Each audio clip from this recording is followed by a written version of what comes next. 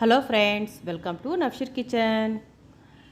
ఎప్పుడు తినే దోశ కాకుండా కొద్దిగా స్పెషల్గా హెల్తీగా తినాలనుకున్నప్పుడు ఇలాంటి దోశ అయితే ట్రై చేయండి.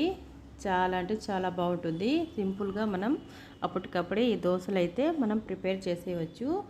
చాలా సింపుల్గా చేసేయవచ్చు. ఇది రాగి దోశ అండి.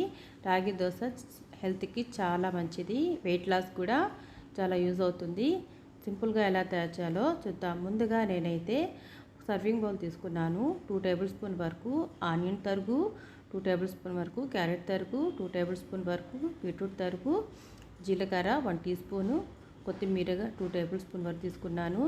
కారం పొడి 1/2 teaspoon, garam masala 1/2 teaspoon, అలాగే 1/4 స్పూన్ వరకు రాగి పిండి అయితే తీసుకుంటున్నానండి. ఇవన్నీ అంతా చక్కగా కలిసే విధంగా ఒకసారి స్పూన్తో కలుపుకోవాలి. ఈ విధంగా కలుపుకున్న తర్వాత ఇందులో బైండింగ్ కోసం అని చెప్పేసి 1 టేబుల్ స్పూన్ వరకు బియ్యం పిండి వేస్తున్నాను. మీకు కనుక బియ్యం పిండి నచ్చకపోతే ఈ ప్లేస్లో శనగపిండి కూడా వేసి చేసుకోవచ్చు. అలాగే 1/4 స్పూన్ వరకు టేస్ట్కు సరిపడా ఉప్పు అయితే తీసుకుంటాను. సాల్ట్ వేసేసి అంతా బాగా కలిపేసిన తర్వాత కొద్దిగా వాటర్ పోసుకుంటూ దీన్ని దోశ పిండిలాగా కలుపుకోవాలి ఫ్రెండ్స్. ఇందులో ఇలా కలపడానికి నాకైతే 1 కప్పు వరకు వాటర్ అనేది పడ్డాయి. తర్వాత కీర దోసకాయ ఉంటారు కదా, అవి తీసుకున్నాను. తీసేసుకొని విధంగా వీడియోలో చూపిన విధంగా పీసెస్ అయితే కట్ చేసేసి, పీసెస్ అనేది ఈ మందంలో ఉంటే సరిపోతుంది. చూసారు కదా, ఈ సైజుతో కట్ చేసేసుకొని పక్కన పెట్టేసేయాలి.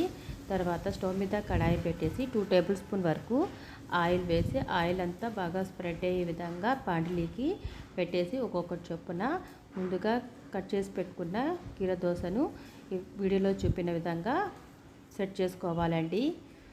చాలా ఈజీ కదా. ఒకసారి మీరు కూడా ట్రై చేసి మీకు ఎలా కుదిరిందో కామెంట్ ద్వారా తెలియజేయండి. తర్వాత ముందుగా కలిపి పెట్టిన రాగి పిండి దోశని కూడా ఈ విధంగా మనము చెంచాతో వేసేసుకోవాలి. ఫిల్ చేసేయాలండి. కొద్దిగా మందంగానే వేసుకుంటే మనం దీన్ని 10 నిమిషాల పాటు లో ఫ్లేమ్ మీద ఫ్రై చేసుకుంటాం కాబట్టి దోశని మనకు లా ఉన్నా కూడా పర్లేదండి. లో ఫ్లేమ్లోనే 5 నిమిషాల పాటు మూత పెట్టేయాలండి. 5 నిమిషాల తర్వాత ఓపెన్ చేస్తే బాగా ఉడికింది కదా. ఇప్పుడు వేరే ప్లేట్లోకి మార్చుకొని తర్వాత బాండీలోకి ట్రాన్స్ఫర్ చేస్తున్నానండి. ఈ విధంగా ట్రాన్స్ఫర్ చేసుకున్న తర్వాత మూత పెట్టేసి మరో 4 నిమిషాల వరకు దీన్ని ఉడికిన తర్వాత సర్వ్ చేసుకోవడమే. చాలా సింపుల్గా అయిపోయింది కదా. ఇంకెందుకు ఆలస్యం, మీరు కూడా ఒకసారి హెల్తీ అయిన రాగి దోశ ట్రై చేసి మీకు ఎలా కుదిరిందో కామెంట్ ద్వారా తెలియజేయండి.